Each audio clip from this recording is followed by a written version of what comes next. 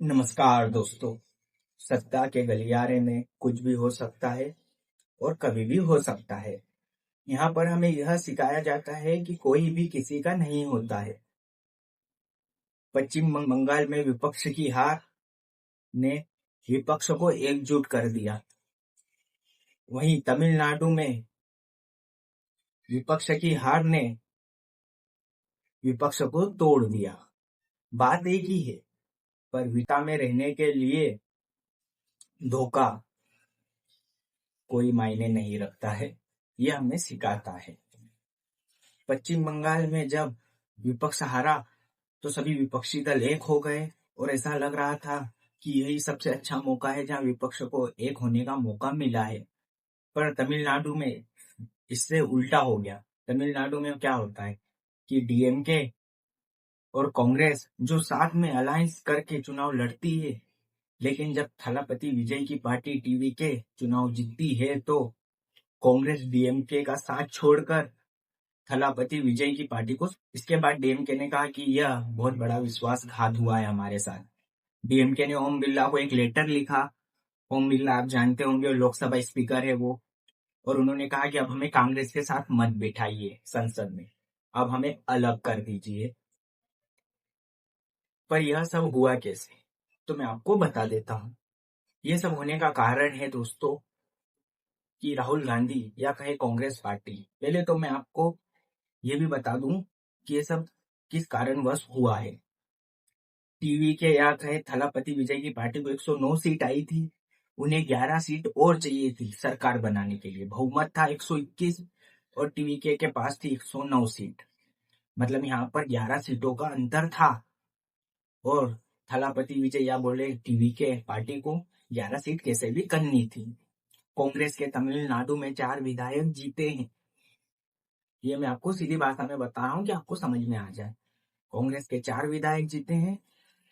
इसके बाद थलापति विजय ने कांग्रेस पार्टी से सपोर्ट मांगा और कांग्रेस पार्टी ने निसंकोच कह दिया कि हम आपको सपोर्ट देने के लिए तैयार है। इसके बाद कितनी सीटें बचती है? इसके बाद सीटें बचती है 7। तो 7 सीटें दे रही है left party. Left party communist party है जिसको अभी कांग्रेस ने केरल में हराया है। आपको मैं बता दूं कि केरल में ना बीजेपी है ना कांग्रेस है, वहां पर एक लेफ्ट पार्टी है। इसके लिए मैं आपको एक उपयोग में बताऊंगा कि लेफ्ट का क्या इतिहास है। वापस आ जाते हैं हमारे तमिलनाडु के टॉपिक पर। तो तमिलनाडु में 11 सीटों का अंतर पड़ रहा था। थलापति विजय को सरकार बनाने में कांग्रेस पार्टी और लेफ्ट ने सपोर्ट करने के लिए तैयार हो गए कि हम थलापति विजय या टीवीके को सपोर्ट कर रहे हैं। पर इससे सबसे ज्यादा धोखा अगर किसी के साथ हुआ है तो वो डीएमके के साथ हुआ है। पर मेरी बात माने तो कांग्रेस पार्टी ने जो भी किया है वो सही किया है। हमने कई बार कई चुनावों में देखे, हमने महाराष्ट्र में देख लिया है और हमने बिहार में देख लिया है कैसे असदुद्दीन ओवैसी के 4 विधायक आरजेडी के साथ चले गए थे, जबकि वो तो जीते हुए थे। तो सत्ता में कोई किसी का हो और डीएमके ने कांग्रेस पार्टी को कुछ ऐसा दिया भी नहीं है। इससे और कांग्रेस की राह आसान हो जाएगी, क्योंकि कांग्रेस पार्टी को पता है कि हम टीवीके के सपोर्ट से तमिलनाडु में अपने पैर पसार लेंगे। 60 सालों से उन्होंने तमिलनाडु में सरकार में आने का स्वाद नहीं चखा है। भले आज 4 विधायक है पर वो सरकार में तो रहेंगे। इससे उनका गढ़ मजबूत होगा, वो धीरे धीरे अपने पैर पसारेंगे और आगे चलकर उन्हें बहुत फायदा होगा। ये मैं आपको बता दूं, इसलिए कांग्रेस ने मास्टर स्ट्रोक सही टाइम पर और सही जगह खेला है। कि जब टीवीके ने कांग्रेस पार्टी को कहा था आप हमारे साथ आ जाइए, हम आपको 53 सीट दे रहे हैं, पर तब कांग्रेस पार्टी ने मना कर दिया कि नहीं हम डीएमके के साथ जाएंगे। अगर ये उस समय भी आ जाते तो आज कांग्रेस 4 विधायक से 40 विधायक तक। और यह कांग्रेस गलती मानती है कि हमसे बहुत बड़ी गलती हुई है, पर क्या इससे विपक्ष टूट रहा है? क्योंकि एक संकेत तो ये भी है कि डीएमके अब हो सकता है बीजेपी के साथ आ जाए, क्योंकि आपको पता है दुश्मन का दुश्मन दोस्त होता है। और विपक्ष क्या एक रह पाए? बीजेपी भी यहाँ, और बीजेपी भी कहीं ना कहीं ये सोच रही है कि अब हमें डीएमके के साथ आ जाना चाहिए, क्योंकि डीएमके भी अब इस पर रिएक्शन तो करेगा। और बीजेपी को ये सबसे अच्छा मौका लग रहा है तमिलनाडु में अपने पैर पसारने का। दोस्तों ये राजनीति यहाँ सब कहीं ना कहीं अपने फायदा देखते हैं। अगर उसे आपसे फायदा नहीं मिल रहा है तो कल आपको छोड़ के चले जाएगा।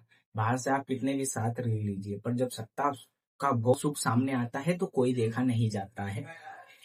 अभी राहुल गांधी ने एक स्टेटमेंट लिया कि सिर्फ कांग्रेस पार्टी बीजेपी को हरा सकती है। इस पर अखिलेश यादव ने तुरंत ट्वीट भी कर दिया कि साथ रहिए और आगे बढ़िए। ये टोन वो राहुल गांधी को मार रहे थे। सबको पता है कि लोकसभा में 37 सीट अखिलेश यादव की पार्टी ही लाई थी, जिसने बीजेपी को बहुमत से रोका था। हाँ, इसमें कांग्रेस का भी हाथ था, पर एक बहुत बड़ा हाथ समाजवादी पार्टी का था। देखते हैं कि विपक्ष क्या एक रह पाएगा, और अब बीजेपी क्या तमिलनाडु केरल में कैसे अपने पैर धीरे धीरे पसारेंगे, ये भी देखने लायक होगा। तो मिलते हैं मेरे नेक्स्ट वीडियो में। चैनल को लाइक कीजिए, कमेंट कीजिए, सब्सक्राइब कीजिए, और मेरा नेक्स्ट वीडियो आएगा केरल के टॉपिक पर और लेफ्ट पर। कैसे लेफ्ट पार्टी ने आज उनकी एक राज्य में भी सरकार नहीं है, जो पहली कम्युनिस्ट पार्टी थी, उसका इतिहास बताएंगे आपको। और आपको ये भी बताएंगे कि वो क्यों विलुप्त होते जा रही है। कीजिए।